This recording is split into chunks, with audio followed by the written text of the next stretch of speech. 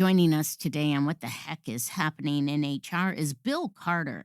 Bill Carter is an experienced HR professional with more than 27 years of expertise. He is also the visionary co founder of AI Onyx. He's deeply committed to leveraging technology to simplify HR processes and empower HR professionals to take a more strategic approach within their organizations. With his diverse background in strategic HR roles across Europe and the US, he brings a wealth of knowledge and a unique perspective on how AI technology can be utilized to increase employee engagement, productivity, and organizational effectiveness. His pioneering efforts with AI Onyx are focused on preparing workforces for the future of work, fostering environments where technology and human insight work together to drive unprecedented growth. You can find out more information on AIonics at aionics.ai/contact. Bill's LinkedIn profile is very active, and he has a wonderful group on LinkedIn called AI and Technology in Human Resources. I suggest you connect up with Bill on LinkedIn and you join his group on LinkedIn. And thanks so much for joining us today, Bill. For our podcast disclaimer, please visit the episode description.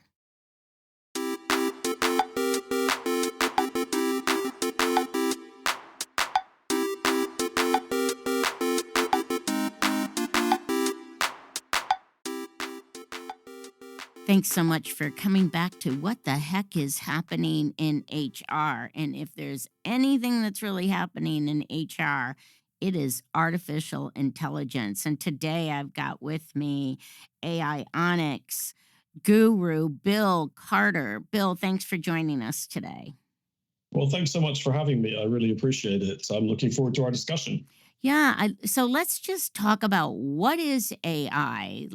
Just define it and how are we exposed to it? Mhm.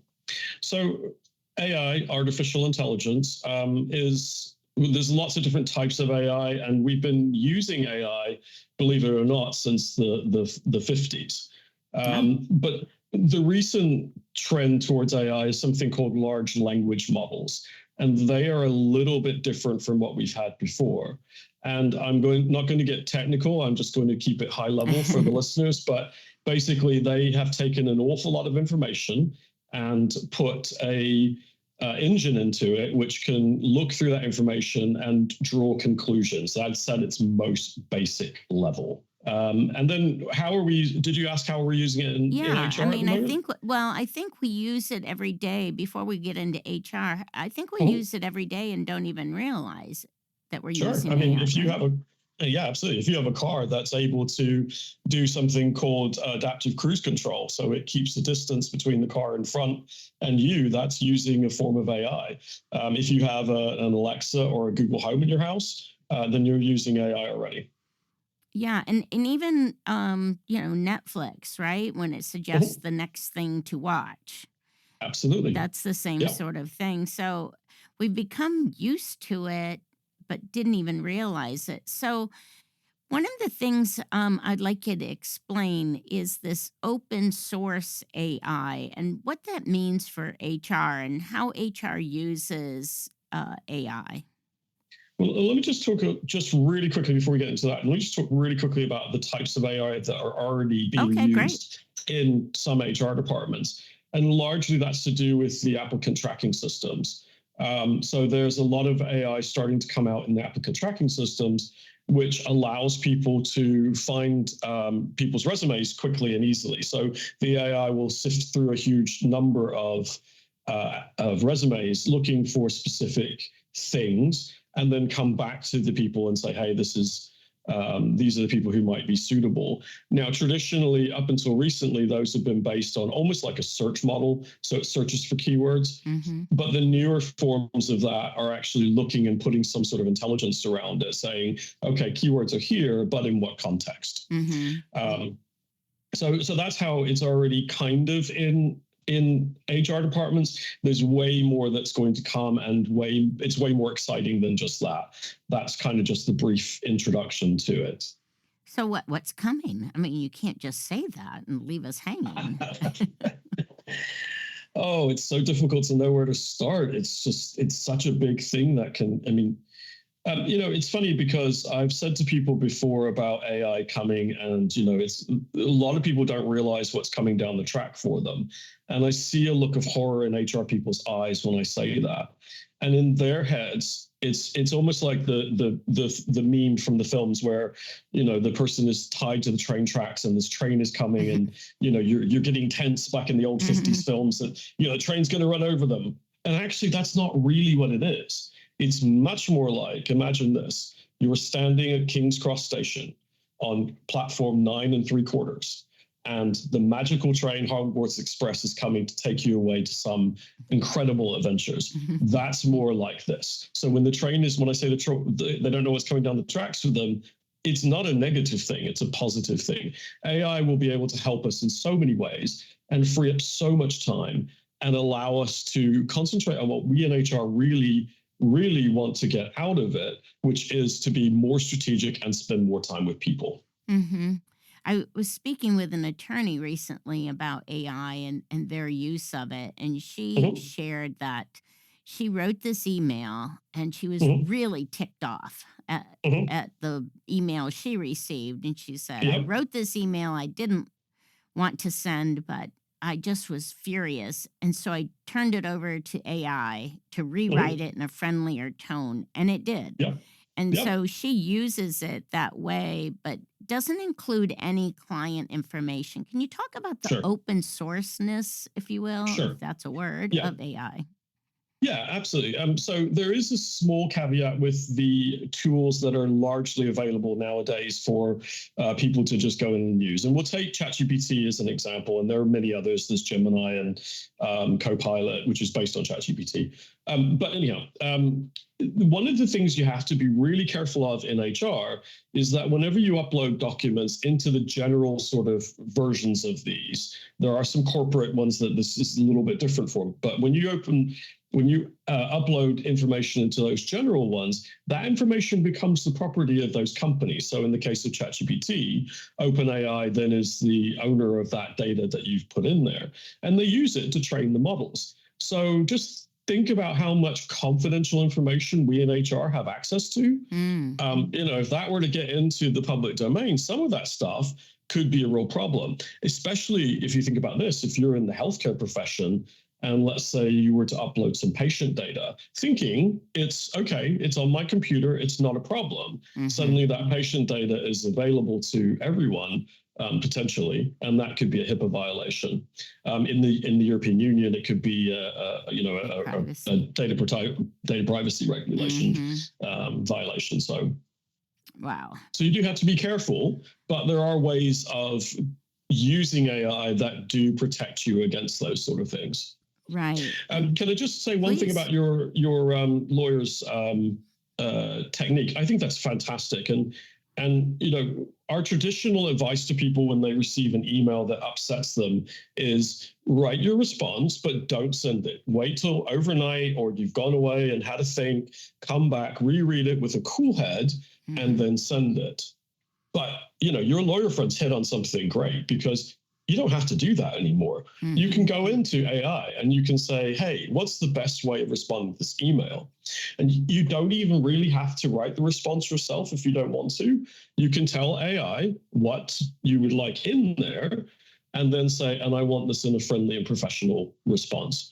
Or even go so far as to say, "Hey, I want you to make sure that this doesn't push any buttons on the next, to my recipient," Hmm. and it will do its best. Now, you can't guarantee it's gonna work, but it will for sure do its best to try and come up with something that's diplomatic. Hmm. Whenever I've written an email like that to send the next day, I forget about it. It's sitting in my Mhm. drafts, and then I Yeah, tick that's the right. person off even and then more because I didn't then you get a reply. yeah, then you get a slutty email back saying, why didn't you respond to my email? Exactly. You opened it. What's the matter with you? Right. Exactly, Oh, yeah. exactly. So, so if I were to do an offer letter, let's say in OpenAI, and I Mhm. were to say, do this offer letter to this engineer at this salary, Yeah. then that becomes their property. If I were to then say, do an offer, if I were another time be able to say, do an offer letter to an Mhm. engineer and give me the salary range, would it pull the data that it's received from other offer letters or other surveys or whatever other computers it's worked with? So if we're talking in the large language models like Mhm. ChatGPT, um, you could what I would suggest is yes, you could write a letter for me, but first thing I'd want to do was separate the two things. So can you give me a general salary range for let's say a sound engineer in the Tampa Bay area, let's say. Mhm. And then it would look. But remember that the data for, especially for ChatGPT, is not up to date. Mhm. So I'm not sure exactly where it is at the moment. It was November of 2021. I think it's moved forward a little bit now. But it's not up to date. Now, if you have one of the higher paid ones, it will then attempt to go out to the internet. But it's struggling now to scrape sort of sites that are that you have to pay for. So the data may be of less value. I don't think it's replacing our compensation tools at the moment. Okay. Well, that's But good to let's know. take the second part of that, which is actually writing the letter. Mhm. And then to make sure that you aren't giving away any proprietary information, the easy way to do it is just not put the person's name and address in there. Mhm. Get the AI to ask the AI to write a letter and explain to it what you want in there. And it should be able to do that fairly easily. And then you can just take it and put it into Word. You will have to reformat it because Mhm. ChatGPT kicks out things in plain text. So you will have to reformat it. And then just add in the proprietary information then. Would you be able to say, write this offer letter to a person who lives in Florida and be sure to include employment at will? Um, Yes, and for then it sure. would do that. And if I wrote it Mhm. for and if I asked it to write it for California, it would take in all the California regs. Yes. Now, the one thing to be careful of Hmm. is that large language models like to do what you ask them to do. And why is that a problem? Because, hey, that's what you want, isn't it? Well, it is. But imagine you had a friend who was so eager to please you that they would actually tell you everything you wanted to hear, even if it wasn't correct. Mm. And that's called hallucinations in large language models. And they do that, right? So you can ask it to give you something and then it will try to please you. So you do have to go back and check Hmm. to make sure that if you, for instance, say, make sure it complies with California regulations, you probably still need to go and look that up and just make sure. I would hope if you're an HR person who's looking after people in California, you probably have a good sense of that anyhow.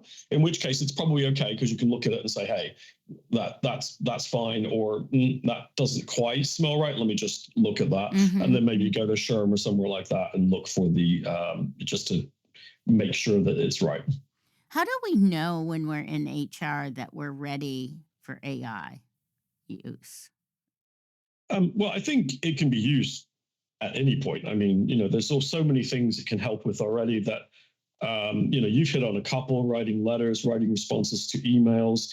I was using it to send out announcements out to my entire company. So, for instance, in my last role, where I was the head of HR for a healthcare company, the owner of the company, several times I needed to send out announcements to the whole of the employees on his behalf. Hmm. And so I wanted to try and make sure I wrote like him. And so I took some non-proprietary information documents that he'd written and stuck that into the AI and said, "Hey, I want to send an announcement out to the general population. This is what I want in it. This is the sort of the information that it needs to contain," and then write it in his voice. And it actually wrote something that was fantastic. I mean, just Wow. absolutely fantastic. And I sent it to him and he looked at it and he was like, "Wow, this is great. Yeah, send it out." So it was much easier than him having to go through and then kind of almost rewrite it Hmm. into his voice. So I think there's all sorts of ways you can use AI now Hmm. without a special tool, but there's some special tools out there which I think we're going to get into in a different episode, which will actually, take that to another level. Yeah, as a former speechwriter, this scares the crap out of me. Wow. Wow, that's one of the things I always prided myself on was being able to find their voice and Yeah. be able to write in it. Wow, I had not Well, heard that at all. so one of the things I do, I have Grammarly, which is Uh a huh. free grammar. Well, it can be a free grammar checker. I actually pay for the premium version of that, and every week it gives me an analysis of my writing style, if you Hmm. like. So it says you write, 18% confident, and gives me this whole percentage breakdown. And then maybe not every week, but pretty much every other week, I'll take that and I'll chuck it into various AI tools that I use, and then it replicates my Hmm. voice. Wow. So, and other things as well. As you can probably tell from my accent, I'm British, and so I write in British English.